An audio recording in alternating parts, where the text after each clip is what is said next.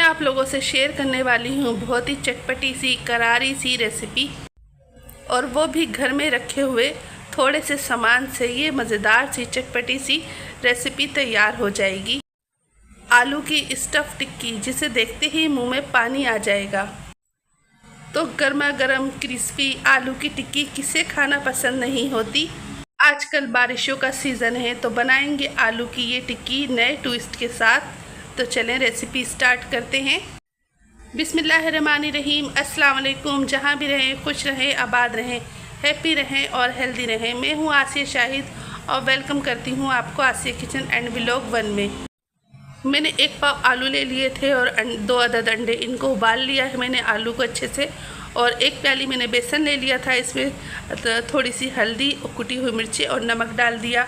1 खाने का चम्मच मैंने कुटी हुई मिर्चें ली हैं, 4 से 5 हरी मिर्चें, साबुत धनिया, ज़ीरा, धनिया, पुदीना, ये सब मैंने ले लिया है, और थोड़ा सा चाट मसाला। अब अंडों को एक तरफ कर देते हैं। आलू को मैं अच्छे से हाथों से ही मैश कर दूंगी, बस हाथ हमारे अच्छे से धुले होने चाहिए।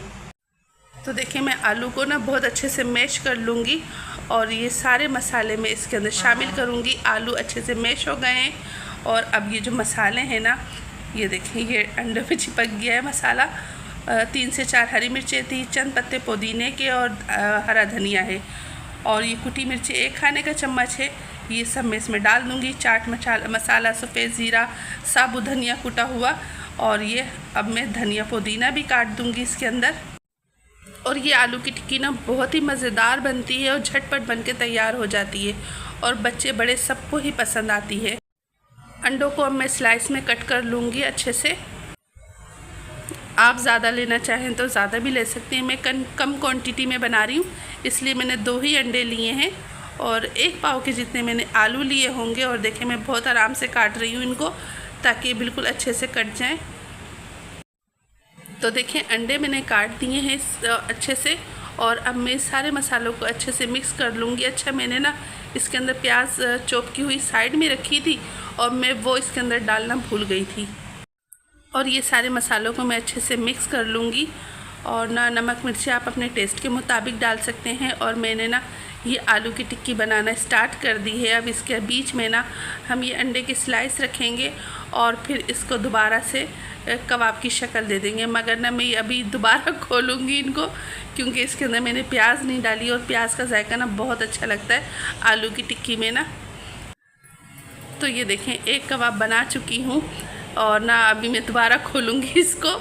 आप देखते जाएं कि मेरी मेहनत दोबारा से लगेगी इसके अंदर।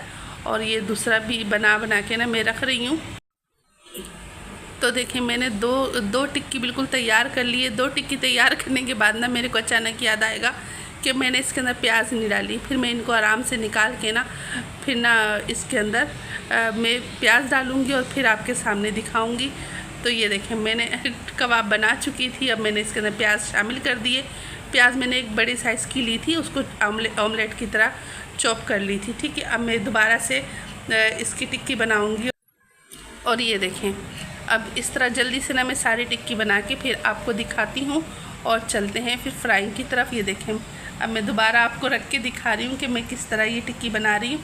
तो देखें ये अच्छे से बीच में अंडा है और ऊपर नीचे मैंने आलू की ये टिक्की लगाई है। ठीक है ना, स्टफिंग में मैंने अंडा रखा है इसके बीच में।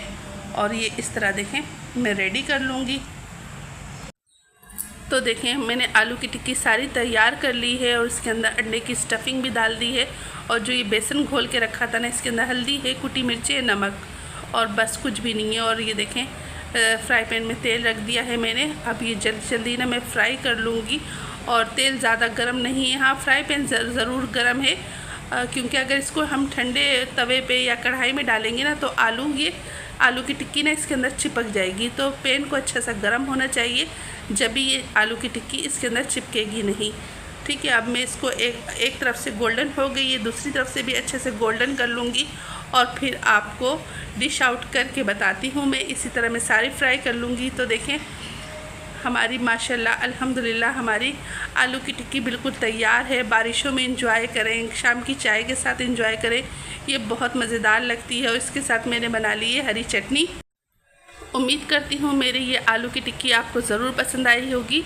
अब चाहती हूँ इजाज़त। इंशाल्लाह फिर आपके सामने इसी तरह की मज़ेदार सी रेसिपी के साथ हाजिर होंगी। अल्लाह हाफिज़, अल्लाह निगहबान। Thanks for the watching.